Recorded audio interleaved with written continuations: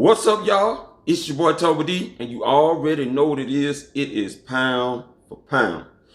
First of all, I just want to start by thanking everybody for a warm welcome of me coming back. I know it's been a while since I've been on my channel, and I just thank you guys that you stay faithful to us, and we're going to do our best to stay out and stay relevant for you guys as far as putting videos out. Of course, you know this is my first time actually doing these videos myself without JR. And hey, shout out to JR, by the way. Look for us to be doing videos together. But we want to thank you for the views that you have given us as you have invited us back in with a warm welcome, with the views going up as high as they have been. We ask that you all continue to share, like, comment, all of those beautiful things that you've continued to do for us and helping to make this channel successful. Continue to subscribe to it. Share with everybody that you know that loves the Atlanta Falcons. As you can see this year, hey, don't tell me that I'm not ready for no Atlanta Falcons. I want to give a shout out to my mother-in-law. She had this shirt made for me with the Atlanta Falcons and my last name on it that she gave to me for Christmas. And shout out to her, who's also an Atlanta Falcons fan. So let's get into it. As you all know, did a video last week on what will the Falcons be in 2019, talking about them generally as a whole. But someone made a comment. I believe his name is Travis Williams. Shout out to him, by the way. He asked about, what about the secondary? So guess what we're going to do? We're going to talk about secondary.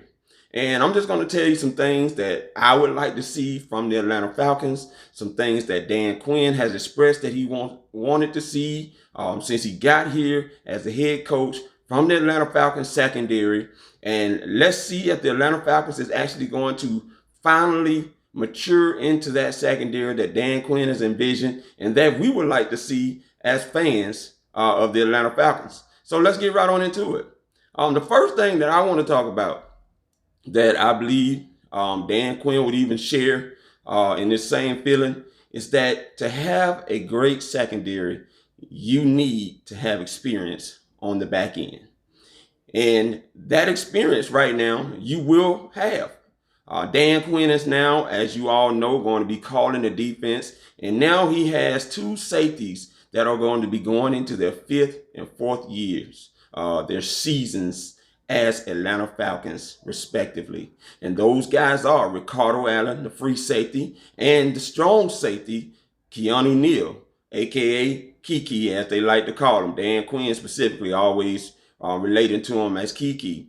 So you got these guys, albeit coming off injury, they have been in your defense now for 4 and 5 seasons. And this is a dream of a defensive play caller. And let me tell you why.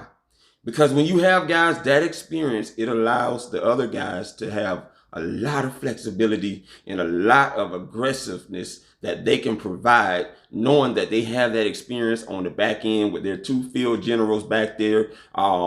Ricardo Allen is always relating to himself as being the brains of the defense, and he is. He helps to get everybody in that secondary set up to be able to make plays on the ball, calling out things that he sees the offense trying to attack them with before they do it. And therefore, you now have him coming back into the fold, and you have to be excited about that as Dan Quinn takes over this defense. There was another tandem that was the Atlanta Falcons back when Mike Smith was here. And if you know who those two guys were, yes, it was Thomas Deku and Willie Moore, as we like to call him. Also had experience rapping. If you heard his raps, you'll know what I'm talking about. But this guy and Thomas Deku had a great 2012 campaign when Mike Nolan took over as the defensive play caller for the Atlanta Falcons, along with Mike Smith. 6 interceptions with Thomas Deku and 4 interceptions from William Moore earned them a spot at the Pro Bowl as alternates. Unfortunately, they took over for the two safeties from San Francisco 49ers. I'm not going to call their names, but they beat us in that NFC championship game. I don't mean to pull the scab off on that again and rehash that, but you all know what it was. And the Falcons, Thomas Deku and William Moore did get to make it into the Pro Bowl as alternates. But however the case, 10 interceptions total between those two.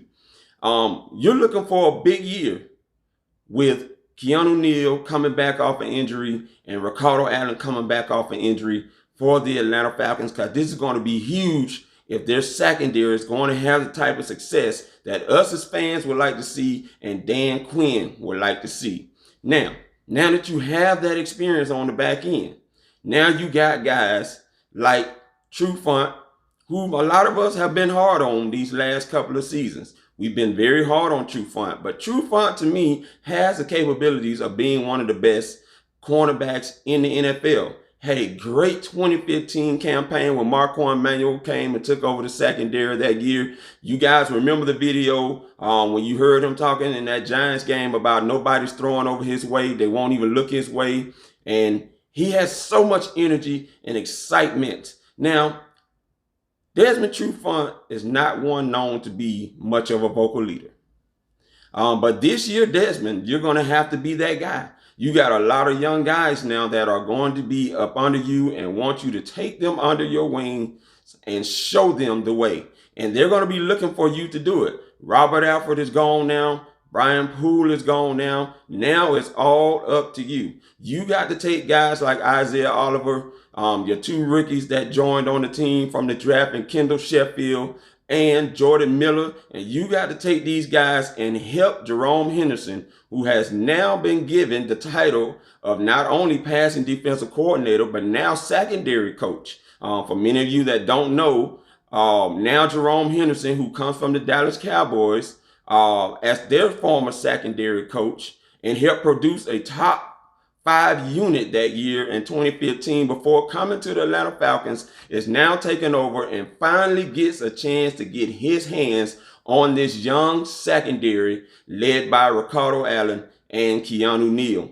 So Desmond Trufant is going to play a huge role in this, in that film room, guys. He's going to now have to be that vocal leader that these guys are going to look up to and take what he does, see what he not only does vocally, but by example, what he says he prefers to do. And he said that back in 2016, that he was not known to be much of a vocal leader. He was known more to be a leader by example. But now you're going to have to do both of them. And we need Desmond Trufant, who is going into, I believe, his 7th season as an Atlanta Falcon, to be able to step up this year and to take some interceptions. Now, I know a lot of us have been hard on his hands because it seems like every time he gets something, he can't hold on to it.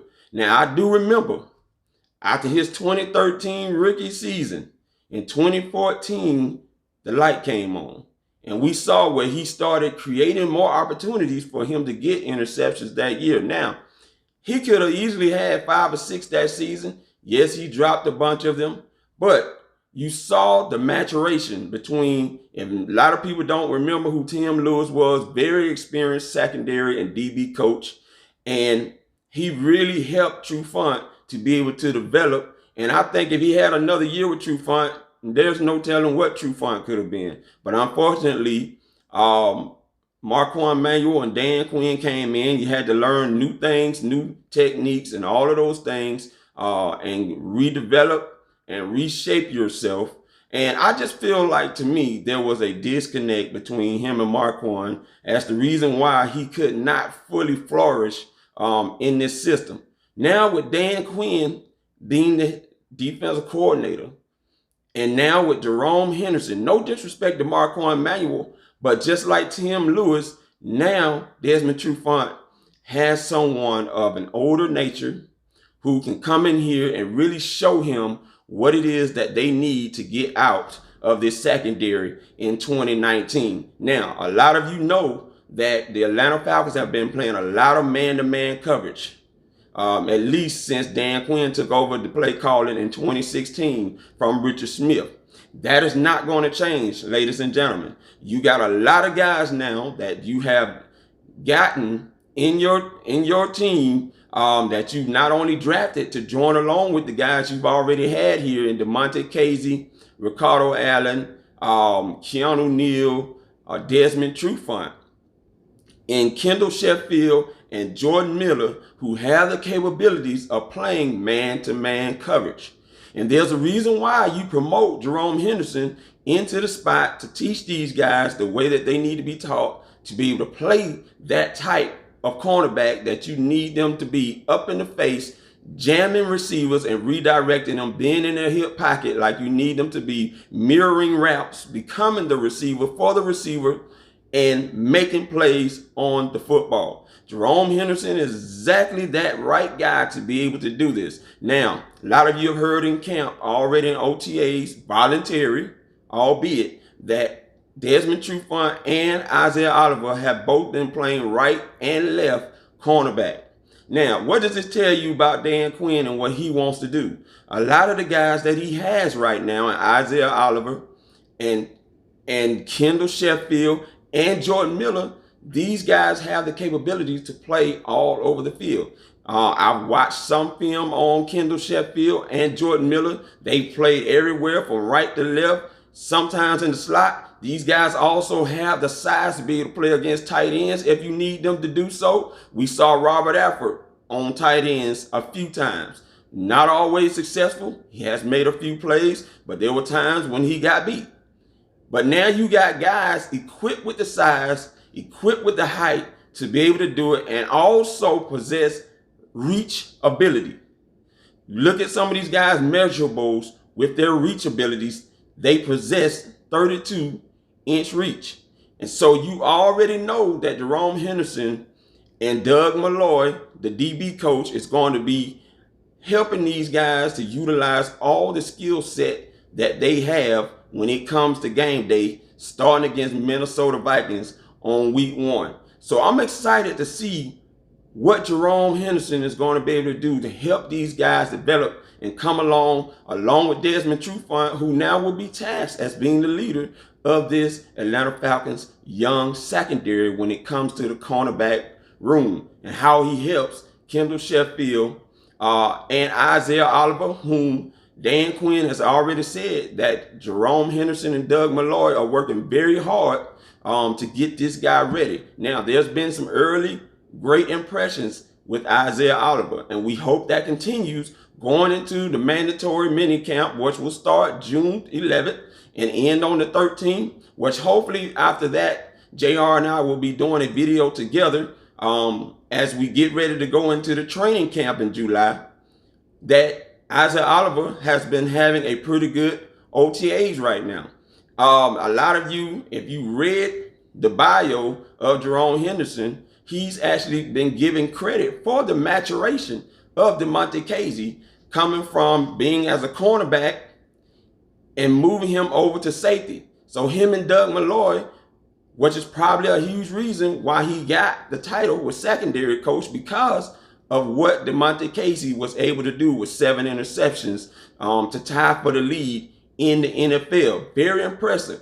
Now he's going into his 3rd season, and as you already know and heard, that he's going to be moving into the nickelback spot. And now you got flexibility with Desmond Trufant and Isaiah Oliver being able to match up with anybody that they need to when it calls for it. And you got some big receivers in this division in Mike Evans and Chris Godwin, who was a rookie last year, had a great season with the Tampa Bay Buccaneers that Dirk Cutter just so happened to be calling the plays for, and was still the head coach prior to now being over here again as the offensive coordinator of the Atlanta Falcons. And you're going to need guys that's going to be able to match up with Mike Evans.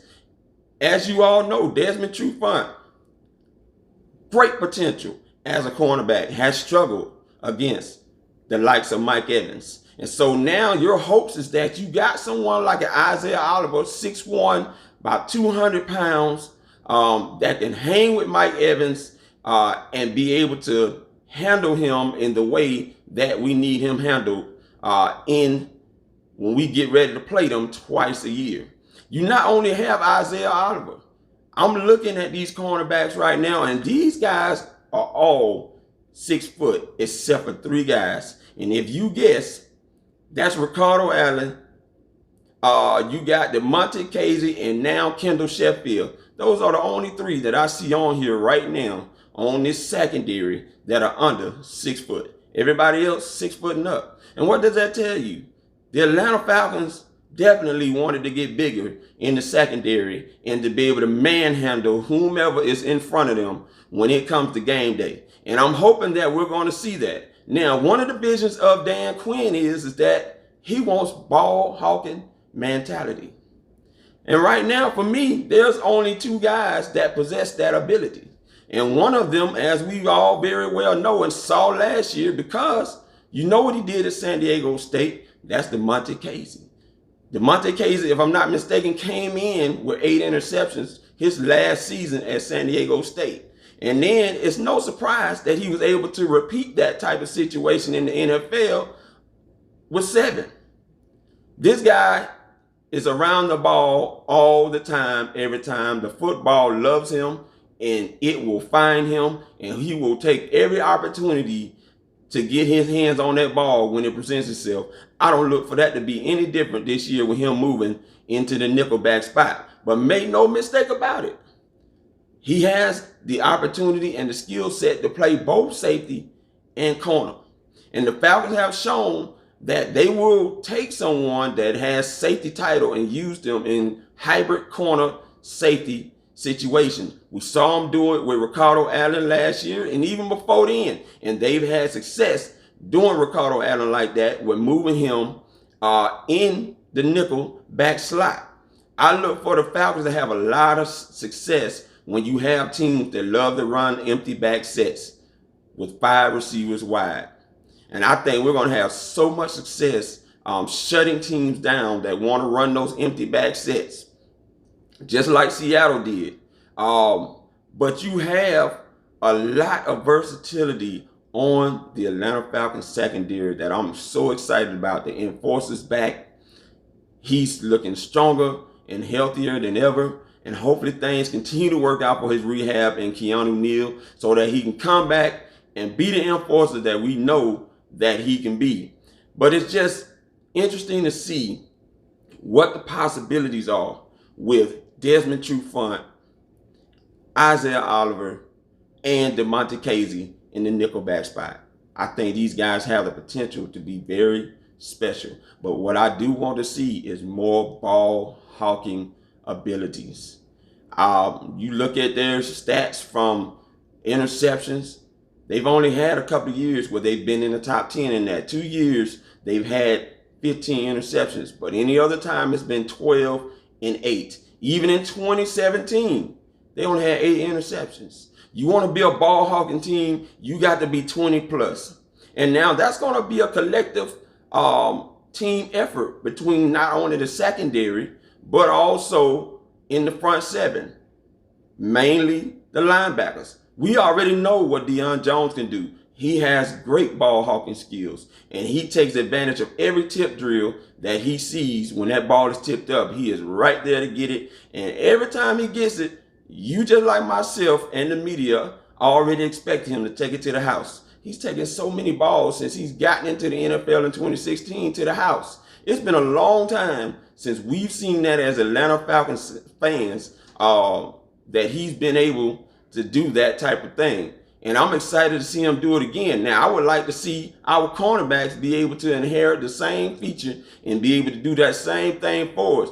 But we have got to get better in ball hawking skills. And we have Isaiah Oliver, who I think can be a great cornerback in this league, whom, like I said, Doug Malloy, the DB coach, and Jerome Henderson, the secondary coach, is working very hard to get him up to speed in his second season. He's gotten some experience last year playing in that secondary. So this year he should have more confidence because he's gotten his feet wet last season in 2018 to come into 2019 and really do some things. Dan Quinn is relying on him to do some big things on this team in 2019. And I think all of us as fans are looking for the same thing. Now, you know, they did sign 2 guys back in April, and they've already cut one of them. Afolabi Laguda has been cut.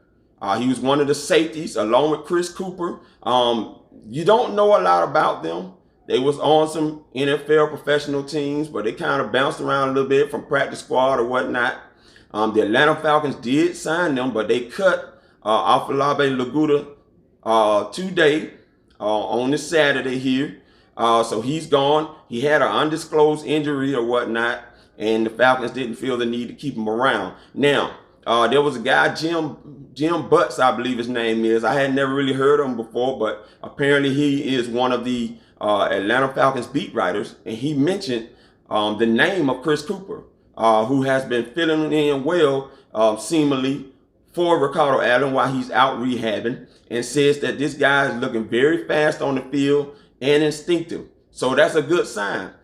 He may give Sherrod Niesman, who a lot of y'all know, who came back to the Atlanta Falcons after signing on with the Atlanta Falcons in 2016 as an undrafted free agent, made some pretty decent plays last season for the Atlanta Falcons.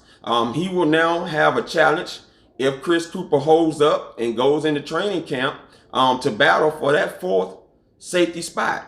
The Atlanta Falcons, of course, you know as well, signed J.J. Wilcox, who has some experience with Jerome Henderson when they was with the Dallas Cowboys. Here's a guy that can hit, just like Keanu, Neal. Here's a guy that has the versatility to play both safety spots if need be. Been in the NFL for quite some time now. Still a very young guy. Hasn't hit 30 yet, as far as I know. Has the experience, like I said, to come in and has been holding it down while Keanu Neal has been out also rehabbing. So I'm excited about everything we have in our secondary. There's a lot of versatility there, a lot of flexibility there. A lot of guys are going to get more playing time than what you think. In 2013, if you look at Football Outsiders, and if you haven't joined Football Outsiders yet, this is not a plug. I don't get paid to do this. I just like the stuff that Football Outsiders brings. I know a lot of people like to look at PFF, and hey, to each his own. But for me, I'm Football Outsiders, and they showed and broke down the chart of how many corners that Dan Quinn used. There was only 3 guys that got a lot of playing time. And those guys were Earl Thomas, Cam Chancellor, both the safeties, of course, with 1,000 snaps, and Richard Sherman. They had 4 other cornerbacks that got a lot of playing time, at least 400 snaps apiece. And I believe Brandon Bronner was on that team then. All of those guys got at least 400 snaps apiece. So that should tell you right there, Dan Quinn loves to use his cornerbacks in the situations that he needs to make the play call on. So I look for even Kendall, Sheffield, Jordan Miller to get their feet wet this year and to get their chance to play some nice quality snaps in the NFL as Atlanta Falcons, especially with the talent that they have to be able to track the deep ball. We got guys that are available to be able to track the deep ball. They can do it. And now you got Jerome Henderson getting with these guys, and I'm very confident that Jerome Henderson is going to be able to bring out the ball hawking skills in these guys with the experience that he comes with. Here's a guy that's played in Super Bowls. Now, unfortunately, he was with the Buffalo Bills a few times when they lost, but that's neither here nor there. I'm not even going to hash that. But I just want to point out that he's going to come in here with the experience to show these guys how to properly play man-to-man defense. And I look for them to be able to shut down a lot of opponents this season and to be very feisty with a lot of opponents, not getting a lot of penalties. Lord Jesus, I pray that they do not get a lot of penalties. You know, with all the rules now that have been implemented to help the offense even more, as though they needed any more help to be successful in the NFL, because a heavy passing league, hopefully they can not be so touchy-feely. Jordan Miller alluded to that he's got to work on his hands. A lot of the guys, Kendall, Sheffield also, these guys are going to have to be able to learn how to play with sound technique where they're not so grabby, touchy, and they understand. It's going to take some time to be able to do that. I know that during the off season or whatever, when we have OTAs and stuff, that teams like to bring in referees to try to give a real feel for what could be called on game day and what they may get away with. So we shall see how that experience is going to work. The Falcons get 5 games in preseason. Dan Quinn is very excited about that because you get more time to grow and develop guys. As we get through the experimental OTAs, or voluntary OTAs, now we're going to get into mandatory minicamp. And that's when my ears are really going to start keeping it to the ground. Because that's when you start getting more and more information of a defined identity of the Atlanta Falcons, going from that mandatory OTAs into training camp and into the preseason. One more OTAs this week coming up, and that will be it. But the secondary is going to be key and a huge factor. The potential is there. I always wondered what it could have been like had Brent Grimes had made it all the way through, along with Damontae Robinson and Asante Samuel. Them guys could have gone a long ways, I believe, together. But unfortunately, Brent Grimes went down with an Achilles injury in the first game against Kansas City Chiefs. And unfortunately, it was in the fourth quarter. You almost through the 4 quarters and an Achilles injury hits you. And now the next thing you know, the next year we look up, he's no longer an Atlanta Falcon. He has moved on to the Miami Dolphins. But however the case, you got guys coming back. And it's time to get excited about this secondary, guys. The potential is there. That nickel, we play 65 to 70% nickel. And I think we got the greatest top 5 guys out there in Keanu, Neal, Ricardo Allen, Desmond Trufant, Isaiah Oliver, and Damontae Kazee. Those 5 guys playing the nickel. I think those guys have so much potential to be one of the great nickel defenses out there. And we have an opportunity to get back in that top 5 and to be in the top 5 in the secondary. And we don't get that often as Atlanta Falcons fans. You guys know the history of us. We don't get that often as Atlanta Falcons fans to have a top 5 secondary. And I'm hoping this season we can hurt a lot of quarterbacks' ratings. Passer ratings, that is. And be the aggressive defense that we know we can be. And I'm excited about that. That's all I got to say pretty much about everything, man. You guys share what you feel about the Atlanta Falcons secondary, how great you feel they're going to be, what you think Damontae Kazee is going to continue to do. Is Desmond Trufant going to come out of his shell after a couple of seasons of not doing as we would like for him to do, and finally be again that guy he was in 2015 when Dan Quinn got here? What you see in this secondary. Please continue to share, like, comment, and subscribe, more importantly, and continue watching JR and our video. Like I said, we thank you guys for the views. Again, this is Toby D, pound for pound. Peace. I'm out.